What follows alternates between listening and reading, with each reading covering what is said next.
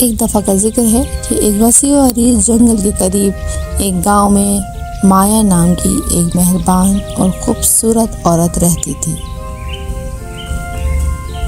مایا کے لمبے بہتے بال تھے جو سورج کی طرح چمکتے تھے اور آنکھیں جو ستاروں کی طرح چمکتی تھیں، لیکن اس کی خوبصورتی صرف باہر ہی کی نہیں تھی، اس کا دل ہر ایک کے لیے، خاص طور پر جنگل کے جانوروں کے لیے محبت اور شفقت سے بھرا ہوا تھا۔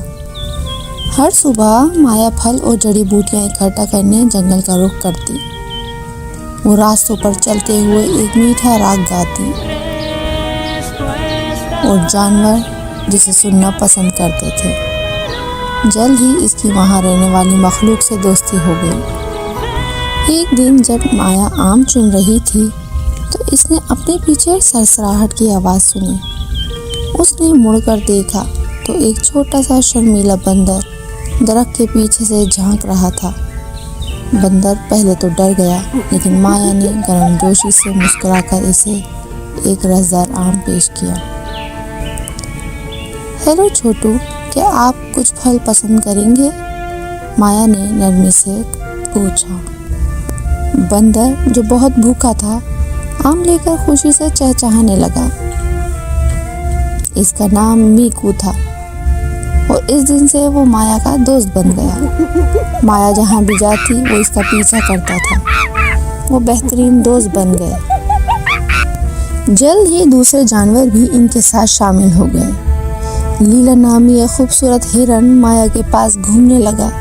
اس کی نرم بھوری آنکھیں اعتماد سے بھری ہوئی تھیں۔ ٹیکو نامی ایک چالاک طوطا ان کے اوپر اڑتا، اپنے پروں کی طرح رنگین گانے گاتا، یہاں تک کہ راجا نام کا ایک شریف شیر جسے ہر کوئی ڈرتا تھا مایا کا محافظ بن گیا۔ وہ خاموشی سے اس کے ساتھ ساتھ چلتا۔ اس کی سنہری کھال سورج کی روشنی میں چمک رہی ہوتی تھی۔ مایا اپنے جنگل کے دوستوں سے پیار کرتی تھی اور وہ بھی اسے پیار کرتے تھے۔ جب بھی وہ جنگل میں ہوتی، جانور اپنے آپ کو محفوظ محسوس کرتے تھے اور مایا نے ہمیشہ ان کی مدد کو یقینی بنایا جب انہیں ضرورت تھی۔ وہ بھوکوں کو کھانا کھلاتی، بیماروں کو شفا دیتی اور بچوں کے ساتھ کھیلتی۔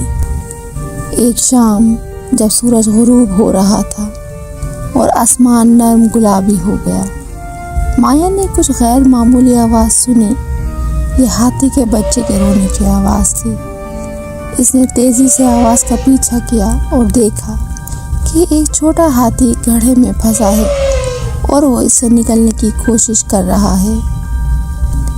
بغیر کسی ہچکچاہٹ کے مایا نے اپنے جنگل کے دوستوں کو بلایا، میکو، لیلا، ٹیکو اور یہاں تک کہ راجا بھی اس کی طرف لپکے۔